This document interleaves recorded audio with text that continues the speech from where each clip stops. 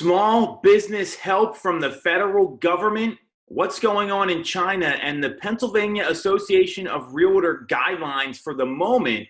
Tune into Toole Time. We're going to break it all down.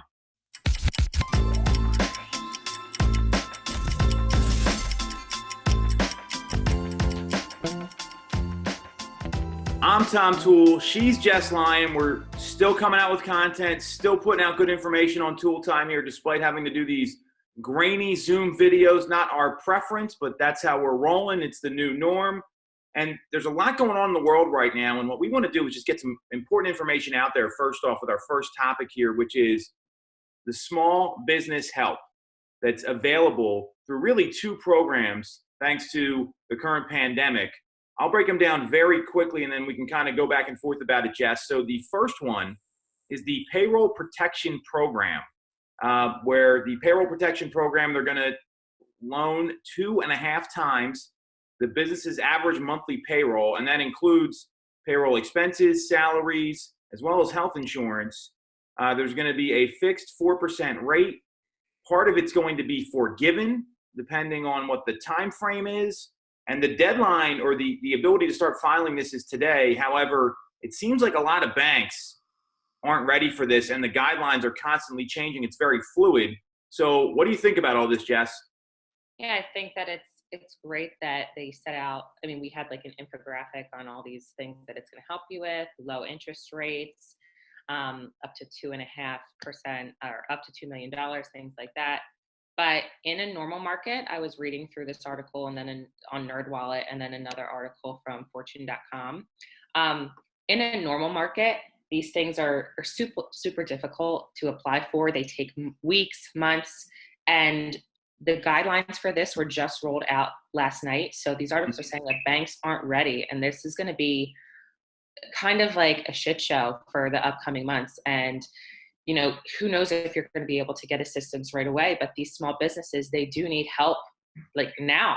So I'm sure that we're going to be seeing the effects of this for a very long time. But I also think that a lot of these small businesses that we really love and that are our favorites are not going to be able to reopen. So maybe us as a community can show our support now if they are available, like doing any kind of takeout business, or if they're able to do any type of business, support your local community, because they're going to need not just help from these SBA loans, but from us as well.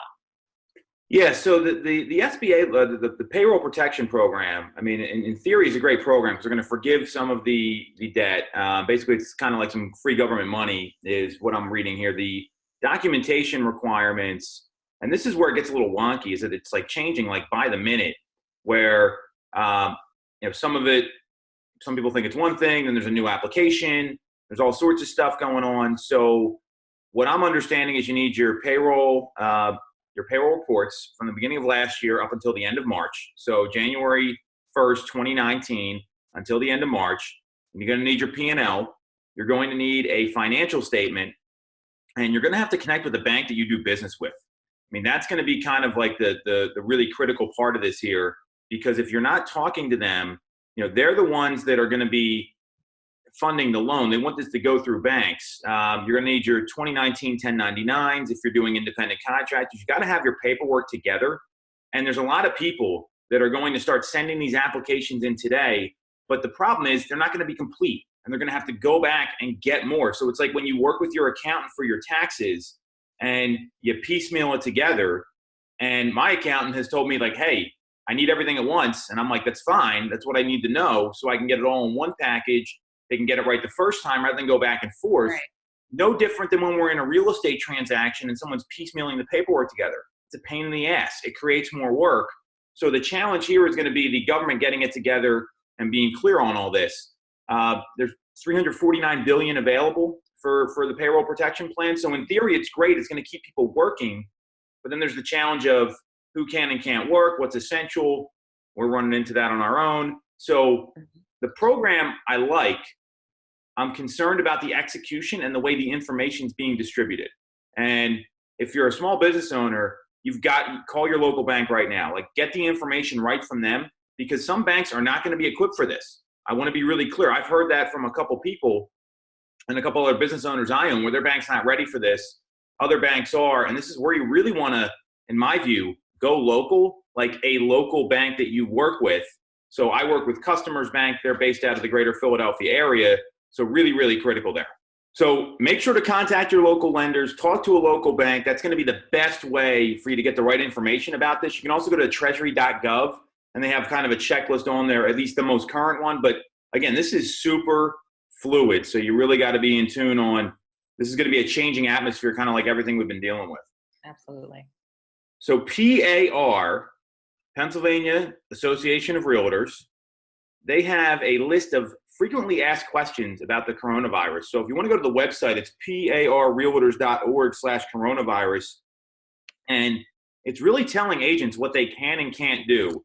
And this is based on information available as of 7 p.m. on the 1st. No April Fools here. This is what the governor's saying. So the big question that I've seen is that real estate's not considered a life-sustaining business right now, or an essential business in Pennsylvania. And what's happened because of that is we have to do everything virtually. So when people think of a virtual showing, I think a lot of agents are under the misconception, hey, I can go to a vacant property and walk through with my cell phone and do a FaceTime. You can't do that. It actually very clearly states on the website that is not allowed. Any in-person activity, not allowed. So what do you think about all this coming from the governor and what PAR is doing? And give us kind of your opinion on all this, Jess. Well, I did think that virtual showings were something that you could do, like say a house was vacant, but then after reading through these FAQs, you just can't go. It's in person, you just can't do it.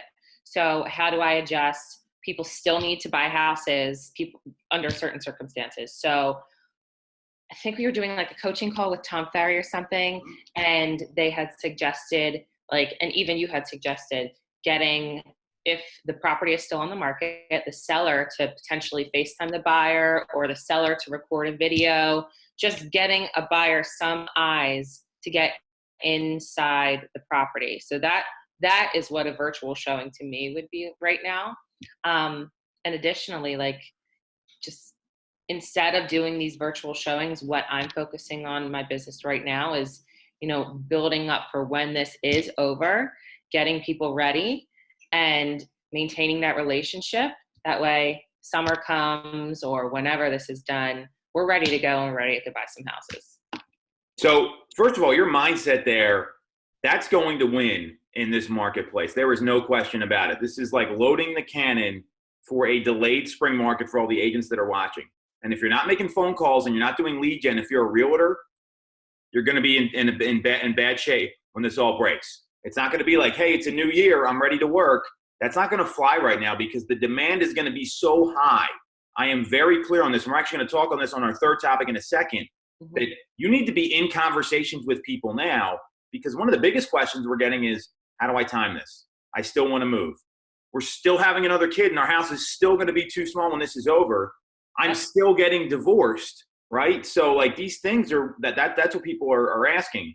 So to me, I think there's a couple things here that you want to take away from this. One, I don't necessarily agree with that we're not an essential business. And I want to be clear.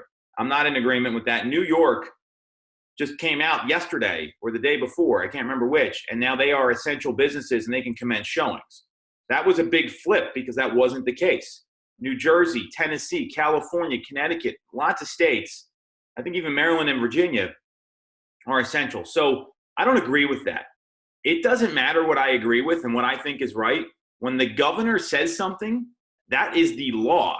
So anyone watching this that's a consumer and you're getting an agent saying, hey, I can go in, I can get you into the property, that is illegal. I want to be super clear about this. That is an illegal act that if you're trusting that person, what else is going to happen in the transaction? I'm not in agreement with the governor's stance on this. I totally disagree, actually. That's not the point. The point is we have to comply with the law. And anyone that's not doing that or trying to bend the rules, is that really who you want representing you in a financial transaction? So that's number one. Secondly, if you don't have someone that's embracing technology working with you on the sell side, meaning a detailed video tour. So we've recently pivoted where now when we start taking listings, we're not going to do just the quick 2 or 3 minute video. We're going to do the 20-minute video walkthrough where it's like someone's walking through with a cell phone, touring the property, just like we talked about, and showing utilities. That was a great call we got from Josh Martin. Hey, I want to see the guts of the property, not just the good parts, because that's what really get inspected. And we need to start thinking like this because people are going to start to buy more virtually. There's going to be an impact on the market here afterwards that they may not, I mean, people don't even look at homes if the photos aren't up right now. But moving forward, what may happen is, hey, I'm just going to go look at it and I'll check it out at the inspection. So then the question is what, I think the third thing, and I want to get your take on this because we talked about it too. Let's say you got a buyer, they go walk, they drive by the property, they check it out, they look at the video that's online, the photos, they want to buy it.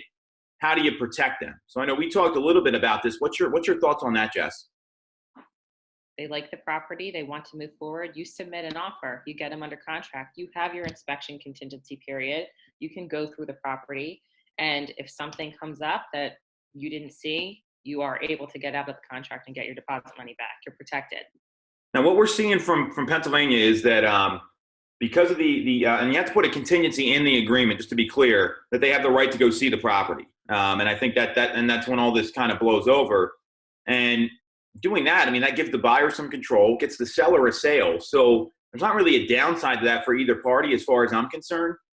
There is some debate right now about inspectors. So inspectors have been considered essential because they're household services. I'm not sure what laws they have to comply with. So I would talk to them about when they can have the buyer there or not. But they could do the FaceTime video walkthrough as well. I don't think anyone else can be there. So the whole point of this is you've got to get informed about what's going on. If you have someone that's just shooting from the hip and trying to do deals and encouraging showings and people to break the law, that's not the kind of agent I would ever want to be working with, whether I was buying a home, selling a home, out of state, whatever. No different than a lawyer or a financial advisor or an accountant. So if you got questions or you're unsure about what your agent's doing or what you should be doing as an agent, go to the PAR website. And Suburban West, our local Realtors Association, came out with a very clear list of instructions as well. I know we've distributed all this team-wide. So that's just the way it's going to be right now. And if you got a problem with it, contact your local congressperson or your local senator and petition it. I'm not giving you I don't agree that we're non-essential, and I'm clear we have to comply. If you don't like it, do something about it. And they are listening now more than ever.